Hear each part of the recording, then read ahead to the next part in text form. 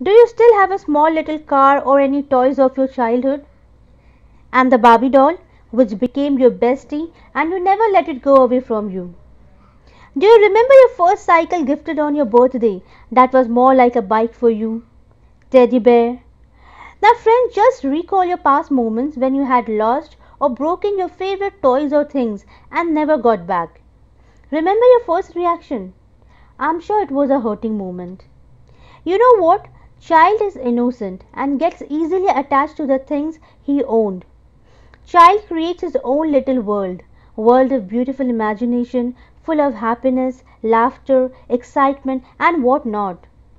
Honestly speaking, the comfort of childhood and zero responsibility is the best part of one's life. Those moments of childhood are precious, but lost in the past. Never come back. But the truth is that our things do remind us of very special moments. Anyways, we should move on to embrace the new tomorrow with arms wide open. Hello, Yasmin here from My Education My Power, and today we're going to learn a new phase of the life, the ball poem from the book First Flight Class 10. Let's know some interesting fact about the poet. The life of John Berryman is at the center of his poetry, dealing with obsessions, tragedy, desire, irony, comedy, and the deep pain of life itself. Berryman's poetry is both brilliant and tormented. With the Dream Songs, which took him 13 years to complete, Berryman claimed his place as one of the most innovative and important American poets of the 12th century. The poem, the ball poem, is about losing something that you love and learning to grow up without it. Let's begin with the reading of the poem. What is the boy now who has lost his ball?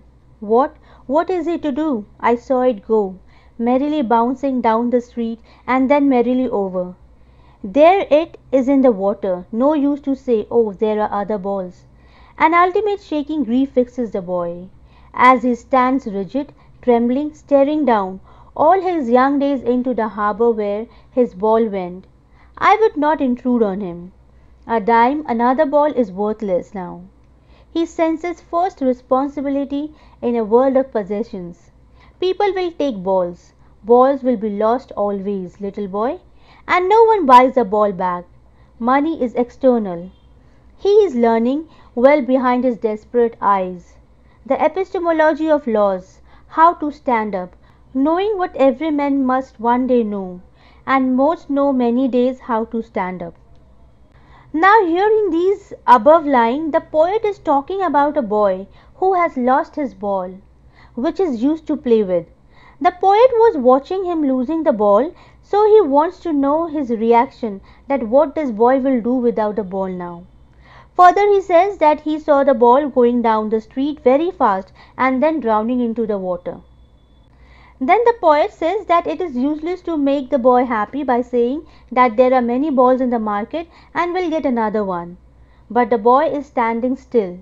Here the poet says that the boy is very sad, as the ball which has now gone into the water reminds him of those sweet memories of the times when he owned it.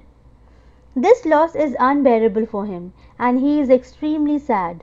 The poet says that he can't even tell the boy to take some money from him in order to buy another ball. It is because the boy was very attached to the ball and loved it very much. Money cannot bring back his ball. Hence, a new ball cannot make him happy. Now, in these last lines, the poet says to the boy that in this selfish world, people will take balls just as they will take away the child's innocence and force him to grow up. And once the child loses his innocence, he can never get it back. The things you owned or attached to them will be lost forever. The poet personifies the ball as his belongings, so he says that he has to learn to live without them no matter what. He says no one can buy back such things for him because, according to the poet, money can't buy you everything.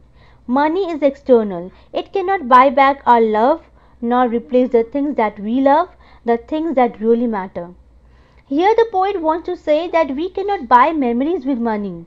We all should learn our responsibility and learn to cope up with the loss.